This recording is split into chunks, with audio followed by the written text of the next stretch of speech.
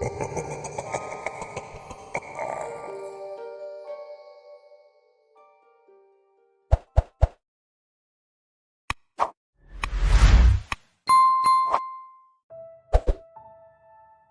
always knew some aspect of my life was cursed. I tried to be reasonable about it, just assuming that I was making bad decisions, but there's only so much tragedy one can take as misfortune. I had more than my fair share in the past 20 years. It started with the birth of my son, David. His mother, the love of my life, my Camilla, she became a shell. After giving birth to David, something happened within her mind, something broke. She lost the ability to speak instantly, and as the years went by, slowly forgot how to do many things. How to drive, how to read, how to dress herself, until she was finally stuck in a wheelchair. I say forgot because there was nothing wrong with her body. According to our doctors, her nerves, organs, muscles, and everything else were in perfect order. It was just her mind. It was unlearning all that she learned since she was born. Memories and personality took much longer to go. I could tell from the tears she sometimes cried. When they stopped, I knew Camilla was mentally gone. That took 10 years. It was enough to break me, but I didn't have the luxury of curling up in the fetal position and melting into a puddle for long. I had a son to raise, David. From day one, David was perfect.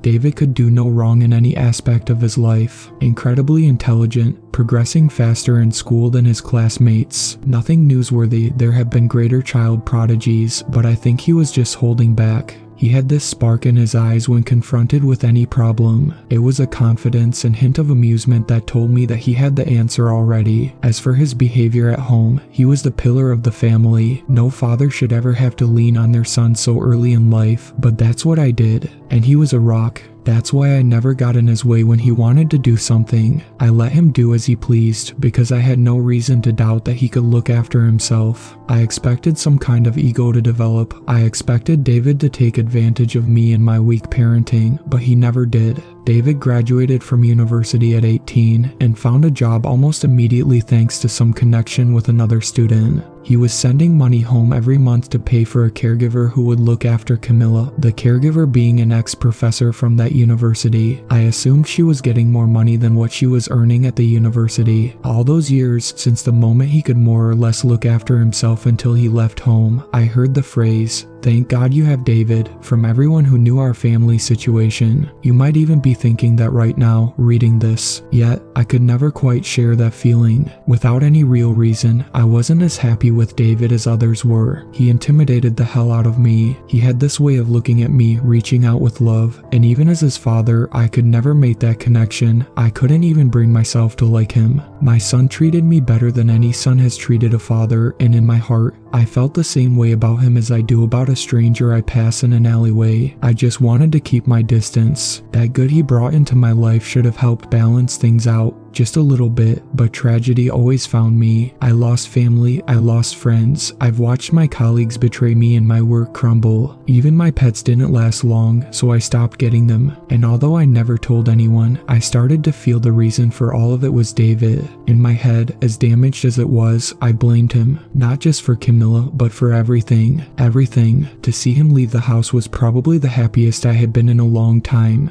That is until that caregiver he sent arrived a month or so later. "Hi, Mr. Samuels," she said, walking into my home. "My name is Lilith Evans. I know your son, David." She shook my hand with a smile. My heart just about nearly popped when I saw her, this beautiful woman. It went cold again when she mentioned David. She didn't falter in her enthusiasm. Lilith explained why she was there, tears in her eyes when she spoke about how kind and amazing David was to care about his ailing mother. I don't think I said a word to her in our first meeting. I was just too shocked, giving her hums and nods. I did speak to her the next day, but it was like speaking to David. I just ended up bending in her favor, letting her do her thing, taking care of Camilla, and leaving me to my work. She had the same eyes as David, pouring with kindness, but for me, lacking any soul. I decided to give her the same treatment and just stay out of her way. "Mr. Samuels, we're leaving," she called to me from the front door. "Okay," I called just before she shut the door. Alone. Lilith was taking Camilla on a walk and had been doing so every day for 2 years. It hurts to say it like that, taking her for a walk.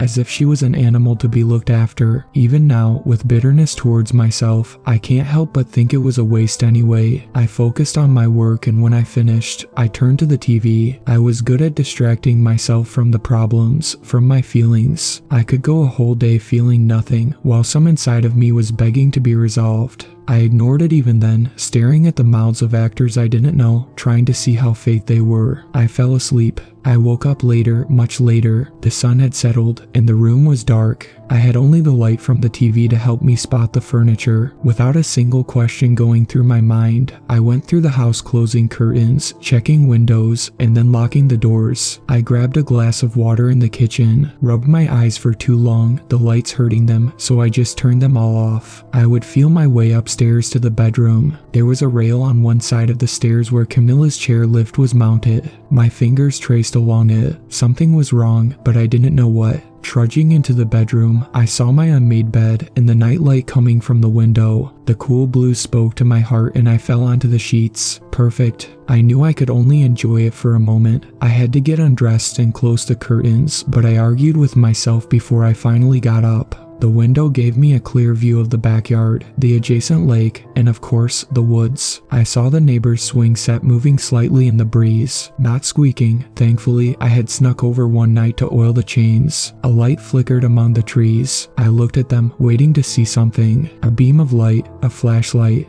It turned away and continued deeper into the woods. I thought it was more than likely my other neighbor going after his dog again. It tended to escape. I closed the curtains. When I turned around, I saw that the door to Camilla's bedroom across from mine was still open. Her wheelchair wasn't in the corner of the room, and Lilith usually closed it after putting Camilla to bed. I then realized what was wrong when I climbed the stairs. The chair lift was at the bottom. Lilith hadn't returned with Camilla after her walk. I immediately called Lilith's phone, but she wasn't picking up. The phone would keep ringing, then time out. That left only David. He picked up almost immediately. David, Lilith hasn't come home with Camilla, I told him. Mom's here with me. I wanted to see her, David answered. Didn't Lilith tell you this afternoon? I was sleeping, I stuttered. I remember telling Lilith not to wake me up when I was napping. Maybe she left me a note. Sorry, what? Why do you want to see your mother? He could tell I was tense. Even though Camilla was mostly gone in my eyes, I still cared enough about her memory to want her to be safe. Relax, I just wanted to, David explained in a calm tone. I haven't seen you guys in 2 years. I just happened to see Mom and Lilith while driving through the neighborhood. We're in town.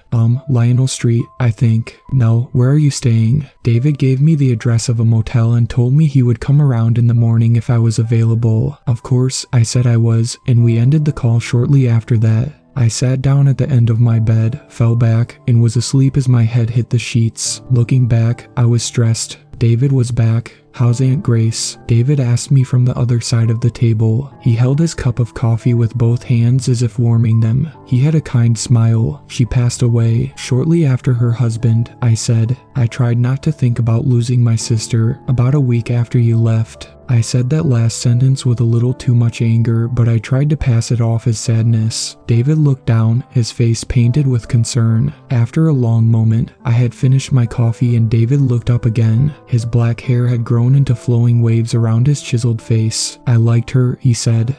I hummed. Where's Camilla? Lilith is looking after her, Dad. David sighed. Do you want to see her? Do you want Lilith to bring her here? I just wanted to know where she was, I told him. Where else would she be? It was a simple question. David was being reasonable. I just didn't like his attitude. Seeing him again just put me on edge. Looking at him, I couldn't find a single fault. He had grown into a handsome young man. He looked nothing like me. I didn't see any of my weakness in him. Why are you back in town? I grunted. Problems at work. No, work is good. David sighed again. Speaking of work, I will come back another time with Mom. Still have those meetings every Thursday, right? I nodded. Okay, I will leave you to it. David got up and left. I didn't follow. I listened to his footsteps and heard him close the front door. I let out a breath I had been holding. My heart was pounding. I picked up my empty cup and put it in the sink. I then walked over to grab David's. The cup was still scalding hot. I hissed and whipped my fingers. It had been over half an hour since I poured it, and it still hadn't cooled down. I dumped the hot contents and rinsed the cup angrily. There was always something to send me over the edge. I ended up taking that cup out of the sink and throwing it as hard as I could into the trash, wanting it to break, but some other trash cushioned the fall. I spent the whole day staring at a whiteboard and a ream of paper on my desk. Marker in hand, I needed to write something on the board, but I was too distracted. Being stuck in my head, I couldn't help but play back the talk I had with David.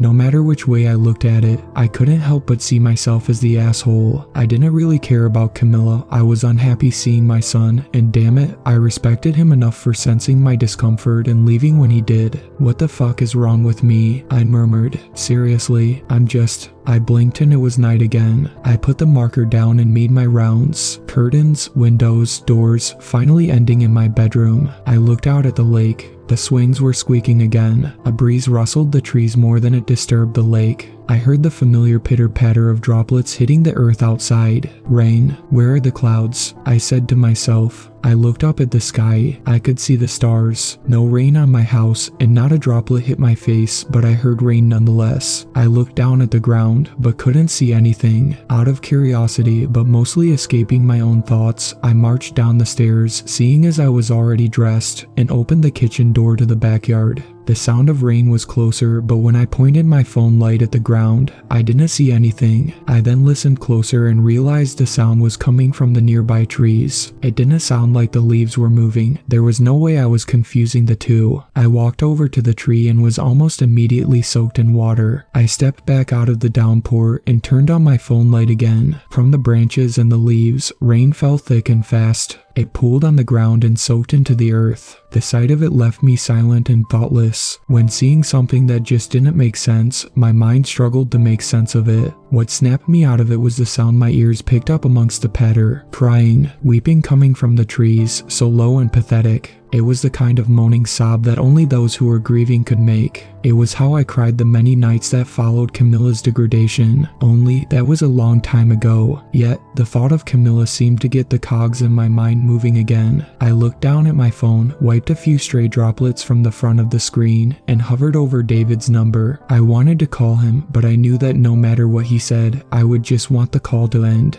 Instead, I turned back to the house. The weeping followed me as I entered the house. Even when the sound of the drops faded, those cries echoed. I got in my car and drove off the property, heading to the motel David was staying at. I probably sound hypocritical for caring all of a sudden, but if you were confronted with trees that sounded like you in a moment where your heart was breaking, going to Camilla was the best thing on my mind. Arriving at the motel, I saw a few cars parked in the front. One room had the lights on. I heard a TV playing through the thin walls. I could understand that. For some people, it was the only way they could get to sleep. I saw David's silver four-door parked in front of one of the dark rooms, so I assumed that it had to be his. Definitely not the best place to be looking after one's ailing mother, but I didn't care to question it until I was standing in front of the motel. I wanted to call Lilith and ask her what she was thinking about leaving Camilla with David in such a place, but then I noticed her car was there as well. That made me angry. With a sudden wave of responsibility for my wife washing over me, I marched up to the door and thumped it with the meat of my hand.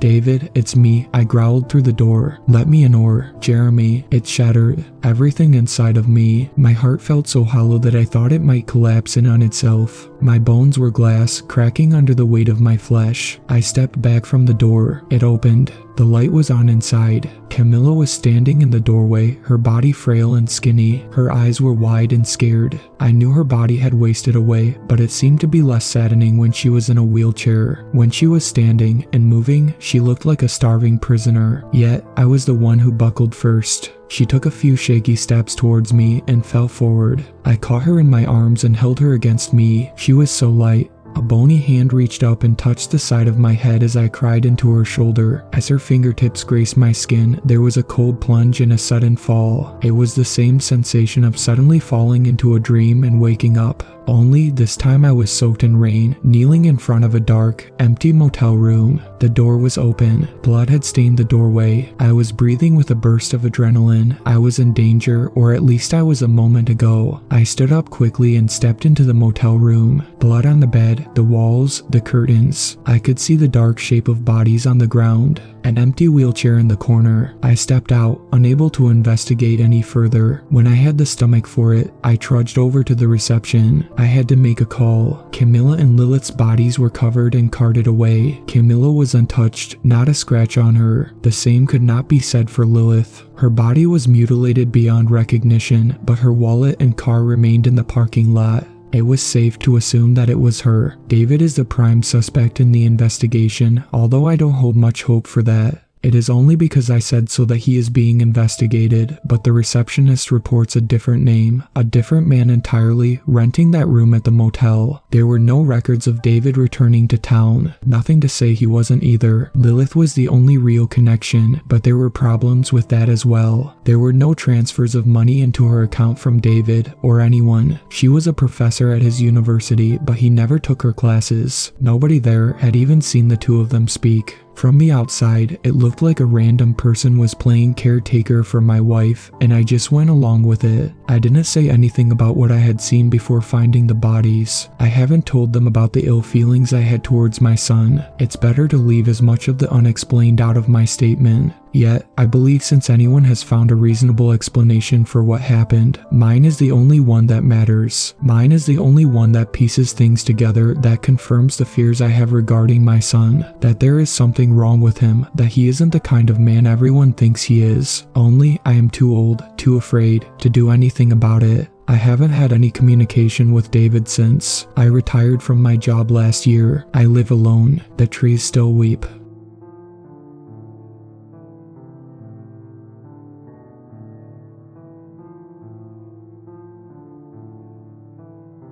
Thank you to my superfans, Sweet Black Swan, Tacy, and Brooklyn. I really appreciate you guys supporting my channel, and I look forward to making more content for everyone.